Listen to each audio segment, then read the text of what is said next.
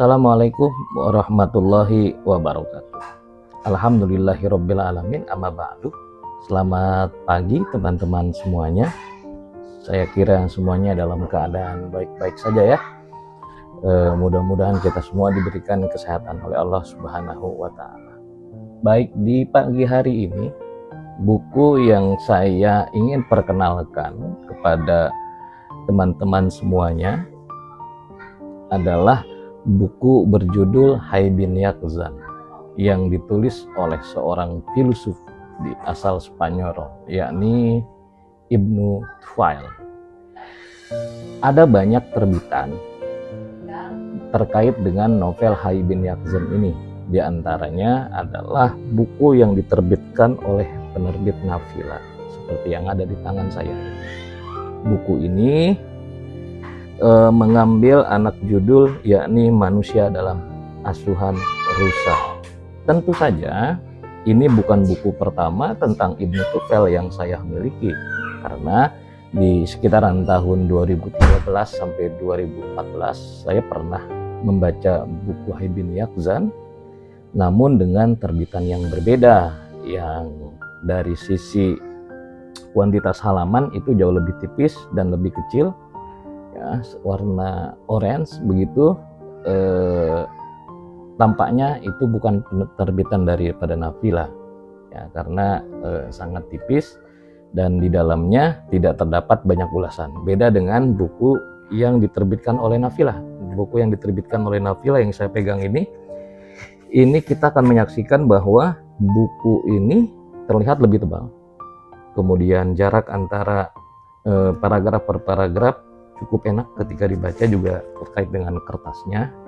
Terlebih bahwa sebelum kita membaca novelnya, di bagian-bagian awal penerbit memberikan satu guidance, yaitu sebuah catatan ahli dari Ustadz Faruk Saad di sini, supaya bisa membantu para pembaca memahami substansi apa yang sebenarnya ingin disampaikan oleh Ibnu Tufail melalui novel Hayy bin Yaqzan itu sendiri.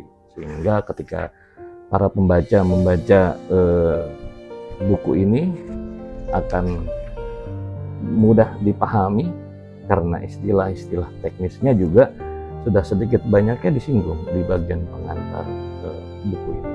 Nah, buku ini dikarang oleh Ibnu Tufail tadi. Sebelum kita berlanjut kepada isi buku yang menjadi fokus kita di pagi hari ini, kita terlebih dahulu mengenal tentang sosok penulis daripada buku ini yang bernama Ibnu Tufail. Sebenarnya karya Ibnu Tufail itu cukup banyak. Namun menurut beberapa informasi bahwa karya Ibnu Tufail yang sampai kepada kita saat ini hanyalah karya ini, yaitu Hayy bin Yaqzan. Padahal dia penulis yang cukup produktif. Pertanyaannya, kemanakah buku-buku yang lainnya itu? Di antara yang bisa kita dapat informasinya bahwa karya-karya Ibnu Tufail lainnya itu telah hilang. Baik itu sengaja dihilangkan atau mungkin melalui proses-proses tertentu sehingga karya-karya tersebut tidak bisa kita nikmati saat ini. Karena kita ketahui bahwa kala itu hubungan renggang antara agama dengan filsafat amat sangat kentara. Sehingga Ibnu Tufail yang dikenal sebagai seorang filsuf, menurut para beberapa ulama yang sangat keras dinilai bertentangan dengan agama, sehingga buku-bukunya, karya tulisnya itu tidak banyak dinikmati oleh generasi-generasi setelahnya. Namun demikian, Ibnu Tufail itu memberikan banyak inspirasi bagi setelahnya. Ya. Ibnu Tufail sendiri memiliki nama asli Abu Bakar Muhammad bin Abdul Malik bin Muhammad bin Tufail al-Qaisi al-Andalusi. Dia lahir di Cardiff, provinsi Kanada, Granada, pada tahun 506-1110 Masehi, yaitu sekitar abad ke-12 Masehi. Nah, Ibnu Tufail ini termasuk ke dalam deretan filsuf generasi filsafat Aristoteles. ia gemar sekali menuliskan pikiran-pikiran filsafatnya melalui sebuah kisah-kisah alegoris yang amat sangat menarik dan sangat menginspirasi banyak kalangan kala itu. Tidak hanya sebagai seorang filsuf, Ibnu Tufail juga merupakan seorang yang ahli di bidang kedokteran, di bidang matematika, di bidang astronomi, dan juga merupakan seorang penyair yang sangat populer pada dinasti Muwahhidun kala itu. Karena kemampuannya itulah wajar jika Abu Ya'qub Yusuf yang merupakan khalifah saat itu memanggil Ibnu Tufail untuk bisa menjadi hakim di tempatnya kala itu, sekaligus juga menjadi seorang dokter khusus bagi istana. Sebelum Ibnu Tufail, Spanyol itu merupakan wilayah daripada kekuasaan Bani Umayyah II. Namun ketika Bani Umayyah II ini hendak jatuh, kemudian itu ditopang dan dilanjutkan oleh kelahiran dua dinasti setelahnya di dalam Islam, yakni dinasti Murabitun dan dinasti Muwahhidun. Dan Ibnu Tufail lahir di periode politik yaitu dinasti Muwahhidun. Nah, sebagai seorang filsuf yang hidup bersama dengan penguasa Muwahhidun kala itu, Ibnu Tufail memberikan banyak inspirasi kepada Abu Ya'qub Yusuf, sehingga khalifah ini memiliki ketertarikan yang sangat kuat terhadap ilmu pengetahuan dan filsafat. Bahkan seluruh orang-orang yang berada di istana, ia berikan kebebasan untuk belajar tentang filsafat, untuk mengembangkan ilmu pengetahuan sampai pada masyarakat dan warganya. Maka kala itu Spanyol dianggap sebagai tempat yang berpotensi melahirkan kembali Eropa, yaitu masa kejayaan Eropa, di mana Ibnu Tufail saat itu merupakan seorang pakar di bidang pemikiran dan filsafat serta ilmu pengetahuan yang bersifat ilmiah.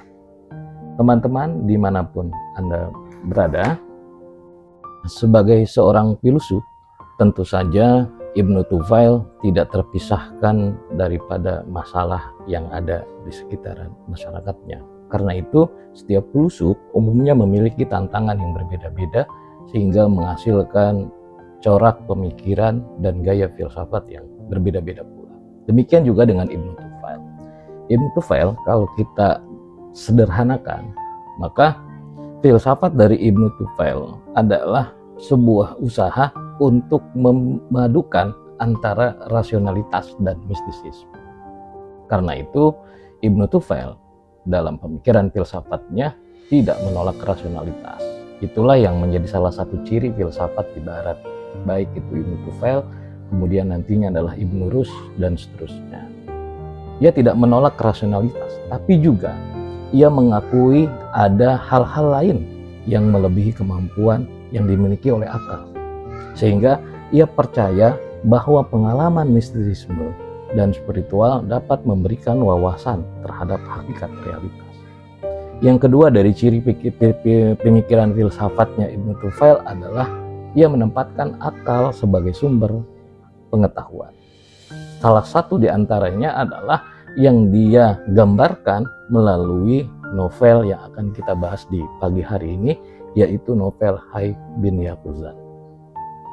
Ketiga dari pemikiran Ibnu Tufail itu adalah keutamaan dari agama dan filsafat. Ibnu Tufail memandang bahwa antara agama dan filsafat bukanlah dua hal yang mesti dipertentangkan. Akan tetapi agama dan filsafat keduanya bisa saling menguatkan dalam porsinya masing-masing. Agama misalnya itu dapat memberikan panduan moral dan spiritual bagi seorang manusia. Dan filsafat membantu manusia untuk bisa memahami alam semesta dan Tuhan secara rasional. Dengan begitu, novel yang akan kita bahas di pagi hari ini, Hayy bin Yaqzan ini, adalah salah satu usaha daripada Ibnu Tufail untuk bagaimana memadukan antara rasionalitas dan mistisisme di satu sisi dan syariat di sisi yang lain. Karena tema semacam ini yang di kemudian hari juga banyak dikupas oleh generasi-generasi setelahnya. Ibn Rushd misalkan membahas persoalan yang hampir sama dengan gaya pembahasan yang berbeda nantinya itu melalui kitab Fathul Maqal. Demikian juga dengan Ibnu Taimiyah yang membuat ulasan dalam satu kitab yang cukup tebal beberapa jilid itu yang berjudul Dar'ut Ta'arudul Aqli wan Naql. Nah, akibat daripada pentingnya persoalan mengenai hubungan agama dengan filsafat, mistisisme, dan di sisi yang lain lebih spesifik adalah syariat, maka pagi hari ini kita akan coba mengulas satu novel yang berjudul Hayy bin Yaqzan. Apa yang hendak disampaikan oleh Ibnu Tufail di dalam novel Hayy bin Yaqzan ini? Yang pertama, bahwa Ibnu Tufail hendak menjelaskan tentang proses pembelajaran dan pencarian pengetahuan. Bahwa kita belajar bisa dari berbagai hal, mulai dari pengamatan dan penalaran dalam mendapatkan pengetahuan yang hakiki. Kedua, Ibnu Tufail hendak menunjukkan adanya potensi akal manusia, bahwa manusia itu memiliki kemampuan untuk mencapai pengetahuan tertinggi melalui penggunaan akal dan observasi dari perangkat indrawi tanpa bergantung sepenuhnya pada otoritas agama. Yang ketiga, Ibnu Tufail hendak menjelaskan tentang konsep Tuhan, yaitu melalui capaian yang dilakukan atau yang didapat oleh akal. Sehingga secara sederhana, akal ketika digunakan dengan baik, dia akan dapat mengetahui tentang Tuhan itu sendiri sebagai pencipta alam semesta ini.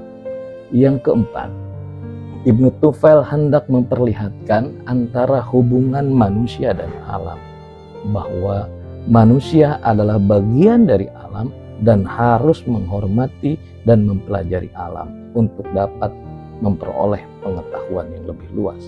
Dan yang terakhir, yang kelima, bahwa sepertinya Ibnu Tufail melalui novel Hayy bin Yaqzan ini hendak mengkritik pemikiran tradisional, yakni mempertanyakan kembali pemikiran tradisional yang hanya mengandalkan wahyu di satu sisi tanpa menggunakan akal dan observasi.